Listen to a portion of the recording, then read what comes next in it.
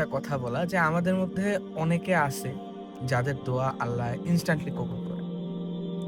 And আমাদের মধ্যে অনেকে আছে যাদের দোয়া ইনস্ট্যান্টলি কখনো কবুল হয় না।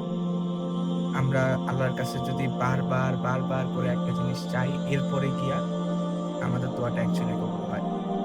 And the main reason behind that is আল্লাহর কাছে এই যে বান্দাগুলা আছে এদের চাওয়াটা এতটা প্রিয় যে আল্লাহ চায় যে তার বান্দা তার কাছে বারবার আসুক, বারবার আসুক, বারবার আসুক এবং তার কাছেই যাক।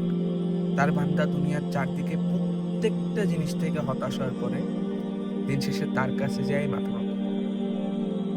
অ্যান্ড আখিরাতের দিন আল্লাহ তার এই বান্দাগুলাকে নিজের এত কাছে রাখবে, কারণ তিনি বলবে যে আমার এই বান্দাগুলা আমাকে এত বিশ্বাস করছে, আমার রহমতের জন্য এত কান্নাকাটি করছে, এই জন্য আল্লাহ তার নিজের আরশের কাছে তাকে ছায়া দিবে।